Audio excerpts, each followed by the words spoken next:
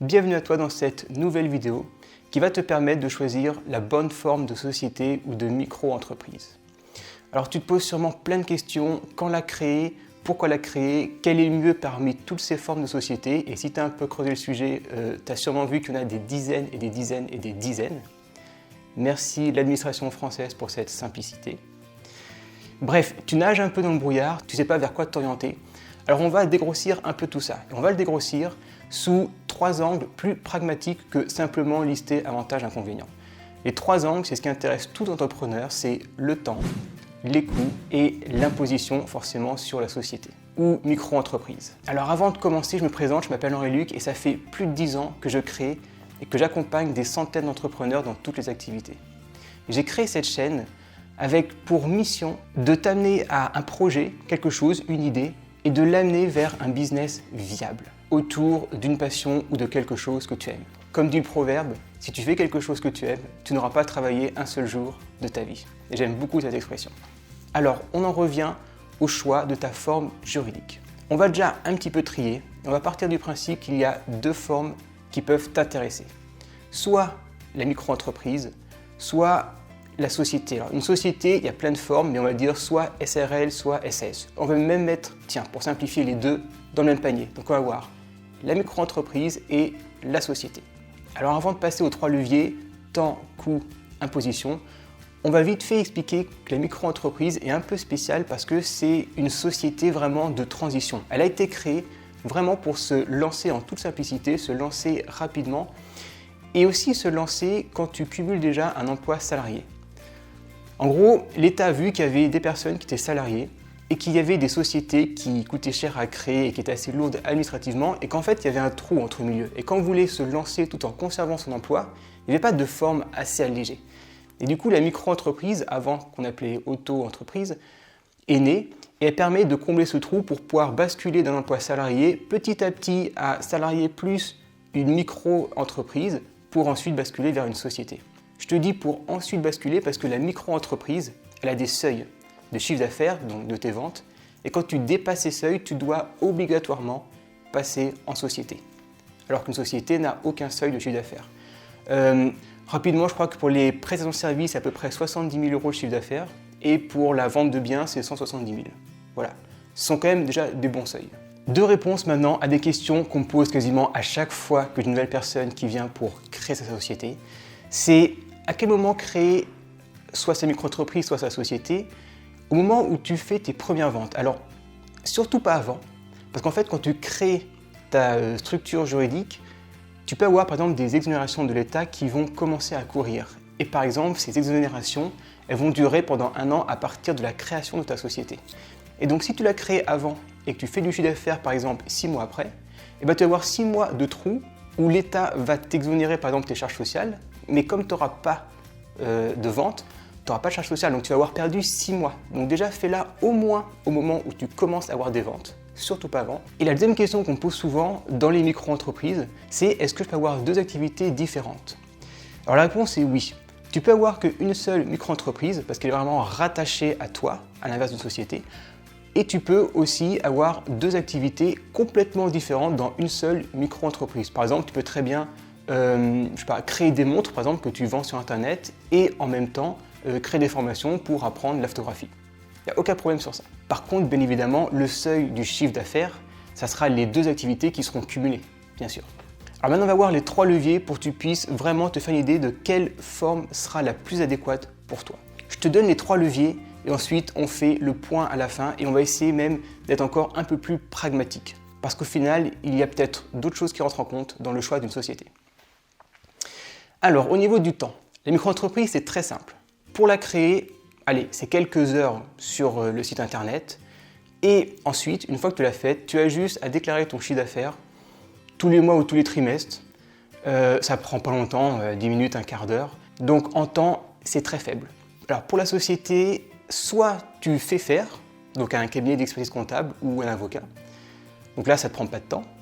Soit tu le fais toi-même. Alors, c'est quand même un petit peu de temps, c'est un peu technique, tu as plein de documents à faire. Déjà, il faut que tu rédiges des statuts. Bon, tu peux prendre des modèles ou acheter des modèles vierges, où tu as juste à remplir les noms sur Internet. Tu as à faire des documents comme par exemple le M0, donc pour constituer la société. Après, tu as plein de petits documents comme la non-condamnation, par exemple. Être sûr que tu n'as pas été condamné, parce que tu ne peux pas être gérant si tu as déjà été condamné. Tu as la domiciliation aussi. Tu as quelques documents aussi à fournir au greffe du tribunal de commerce. Bref, tu as des documents. Tu as aussi la pub à faire. Dans un journal, tu dois faire une publicité.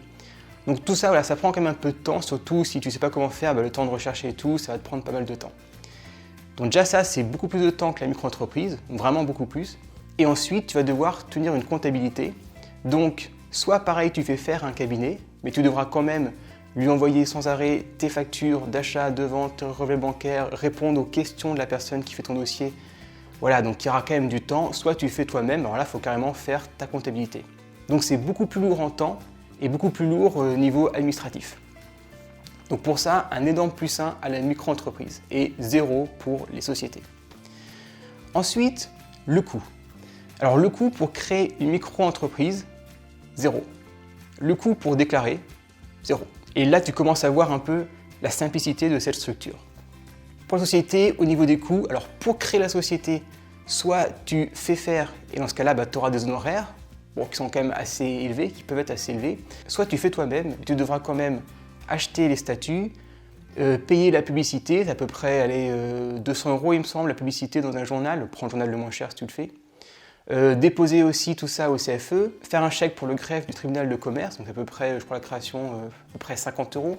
Bon, en gros, tu en as pour, 250, 350 € la fourchette pour la créer, si tu le fais toi-même. Et ensuite, tu as les déclarations à faire tous les mois, enfin tu as ta comptabilité. Alors là c'est pareil, soit c'est le cabinet qui fait et du coup tu auras des honoraires, soit tu le fais toi-même et bon, ça coûtera moins cher, par contre tu devras quand même avoir un logiciel de comptabilité, donc payer tous les mois un abonnement ou acheter un logiciel, et tu devras quand même faire ton bilan, parce que oui, il faut faire un bilan, dans un cabinet. Ça tu ne pourras pas le faire toi-même, parce que tu vas calculer ton imposition, donc ça va être quand même beaucoup plus cher. Donc au niveau coût, micro-entreprise plus 1, société 0. Et ensuite vient ce qui intéresse le plus de personnes, ça va être l'imposition. Comment c'est imposé? Alors là, l'imposition est vraiment très différente dans les deux. Mais juste avant, il faut que je te parle de la différence entre chiffre d'affaires, résultat. Alors peut-être que tu le sais déjà, je sais par expérience que beaucoup de clients, quand ils viennent, ils confondent un peu résultat et chiffre d'affaires, et c'est pas la même chose, et c'est très important parce que, tu vas le voir, la micro-entreprise est taxée sur le chiffre d'affaires et la société sur le résultat. Chiffre d'affaires, c'est tout simple, ce sont tes ventes. Tout ce que tu encaisses, toutes tes ventes, de produits, de formation, peu importe, toutes tes ventes, c'est ton chiffre d'affaires. Et ton résultat, c'est tout simplement toutes tes ventes, donc tout ton chiffre d'affaires, moins tous tes frais, ou quasiment tous tes frais, il y a des choses qui ne rentrent pas dedans, mais on va dire moins tous tes frais, c'est-à-dire tes abonnements, ce que tu achètes, tes factures de téléphone, peut-être ta location, c'est une location, ton abonnement à ton site internet, etc. Donc moins tous tes frais, et ça va te faire ton résultat. Tes ventes moins tes frais égale ton résultat. Maintenant que tu sais ça, tu vas bien comprendre la subtilité. Une micro-entreprise, tu es taxé sur ton chiffre d'affaires. Alors le gros avantage, c'est que si tu fais 0 chiffre d'affaires pendant un mois, tu es taxé à 0. Tu n'as rien à payer. Par contre, tu ne peux pas déduire tes frais. Ce qui veut dire, imaginons que tu fais, ce mois-ci, 10 000 € de chiffre d'affaires et que tu as eu peut-être 12 000 € de frais pour t'acheter des choses d'hiver, un ordinateur ou tu as payé quelqu'un ou tu as payé des honoraires par exemple, tu vas avoir facturé 10 000, donc tu vas avoir encaissé 10 000, tu vas avoir décaissé 12 000, donc tu vas avoir une perte en gros de 2 000 €, et malgré ça, tu devras payer sur ton chiffre d'affaires, donc sur tes 10 000 €, à peu près 20%. Donc non seulement tu vas avoir un trou de trésorerie de 2 000 €, mais en plus, tu devras payer 20% sur les 10 000. Donc c'est une structure, alors structure c'est un peu abus de langage, justement c'est pas une structure, mais bon, passons. Donc la micro-entreprise, elle prend tout son sens, elle est valable quand tu as très peu de frais. Donc elle s'applique très bien pour tout ce qui est business en ligne, parce qu'en théorie, tu n'as quasiment pas de frais quand tu lances un business. A l'inverse, la société, donc tu as ton chiffre d'affaires, moins tes frais, égale ton résultat. Et c'est sur ce résultat que tu es taxé. Alors le gros avantage, c'est que si par exemple tu fais 10 000 € de chiffre d'affaires, 12 000 € de frais, tu vas avoir une perte, donc taxation 0. Par contre, imagine que tu as un business en ligne, donc tu as un chiffre d'affaires, tu as très peu de frais, donc tu as sans arrêt du résultat, donc tu vas être taxé sur ce résultat.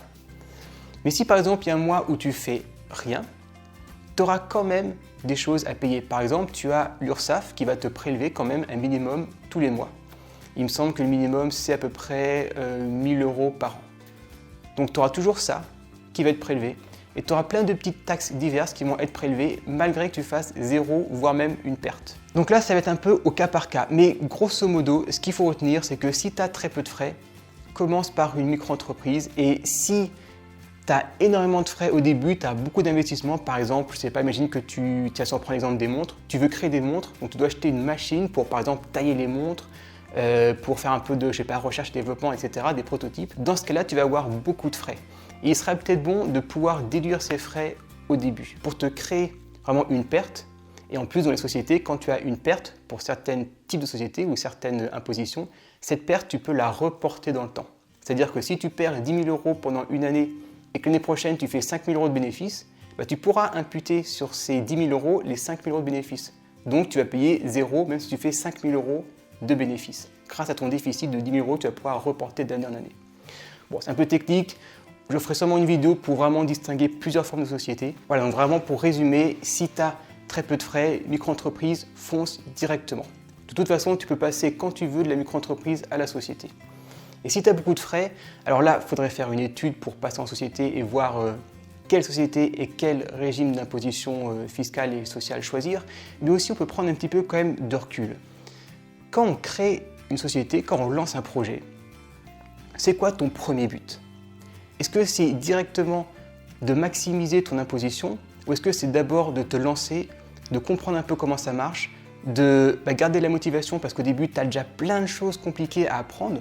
Donc, est-ce que vraiment le fait de créer une société, même si tu perds un peu d'argent, mais qui va considérablement t'alourdir et potentiellement te démotiver, est-ce que c'est quelque chose qui est vraiment pertinent? Moi, ce que je conseille souvent à ceux qui veulent se lancer, même s'il y a des frais, bon, à part s'il y a énormément de frais au début, c'est vraiment un choix. Soit tu privilégies directement l'argent et du coup, tu vas avoir une grosse contrainte administrative dans ta face. Soit tu privilégies l'aspect léger, l'aspect simple. Alors ok, tu vas peut-être en gagner un petit peu moins au début, mais au moins ça va être simple, tu vas le mettre en place. Et comme on sait que la première difficulté, la première cause d'échec d'un projet, c'est justement toute cette masse d'informations qui peut démotiver. Tu as vraiment une montagne à gravir au début. Alors après, ça va tout roule, mais au début, tu as une montagne. Donc si tu peux l'alléger, franchement, fais-le. Il sera toujours temps, après 1 an ou 2, quand tu commenceras à avoir pris le pli, quand le projet y prendra, de passer en société. Au pire, il y aura seulement 2 ans où tu auras peut-être gagné un petit peu moins d'argent, et encore, c'est même pas sûr. Mais privilégie vraiment la simplicité. La simplicité, c'est vraiment le meilleur conseil quand tu crées. Trop de personnes se découragent justement devant ce manque de simplicité et devant toute cette masse qui s'abat sur toi. Moi, vraiment, j'axe cette chaîne sur créer un business autour de sa passion. Le but, c'est pas de créer quelque chose qui rapporte des millions et des millions et puis ensuite partir comme ça. Non, mon but, c'est vraiment d'avoir quelque chose qui te plaît, quelque chose qui t'anime, quelque chose où le matin, tu es hyper motivé à te lever. Donc l'argent vient en deuxième position. Pour moi, c'est d'abord quelque chose où tu es passionné et ensuite essayer de le rentabiliser. Et donc dans cette optique, l'optique de cette chaîne, l'optique de tous ceux qui la suivent, c'est d'abord la passion, donc d'abord la simplicité. Et au passage, une petite astuce, même si tu es en micro-entreprise et que du coup tu n'as pas de comptabilité à faire, tiens quand même tous tes chiffres dans un tableau Excel. Parce que plus tard, quand tu passeras en société, pour vraiment arriver à choisir la bonne, il faudra que tu aies tous tes chiffres. Donc pour pas que tu aies tous les trucs à refaire, tiens-les quand même tous les mois. Et même pour toi, de toute façon, ça te sera utile. Voilà, c'est un sujet qui est hyper complexe, hyper dense. Je te rappelle qu'on est en France, donc l'administration française n'est pas la plus légère. Donc il y a beaucoup de choses à dire. Et s'il y a quelque chose que tu n'as pas compris ou quelque chose où tu as un doute, mets-le-moi en commentaire. Je répondrai à tous les commentaires parce que je pense qu'il y aura plein de questions. Il y a plein de choses que je n'ai pas forcément pensé à dire tellement il y a de choses dessus. Et je répondrai en commentaire, comme ça, ça pourra aider les autres personnes. Donc si tu as une question, d'abord mets-la en commentaire et regarde en même temps si elle n'a pas déjà été posée. Bon, après, me demande pas quelle société choisir par rapport à tout ton chiffre d'affaires, tes frais et tout. Si ça serait beaucoup trop long, il faut faire vraiment une vraie étude. Je ne peux pas répondre comme ça en commentaire. Mais si tu as des questions dessus, mets-les et j'y répondrai sans problème. J'espère que ça t'a aidé à voir un petit peu plus clair là-dedans. Retiens que dans 95% des cas, la micro-entreprise est le meilleur choix. Si tu as bien aimé cette vidéo, mets-moi un petit pouce bleu pour me le montrer. Et moi, je te dis à la prochaine dans une nouvelle vidéo. Ciao!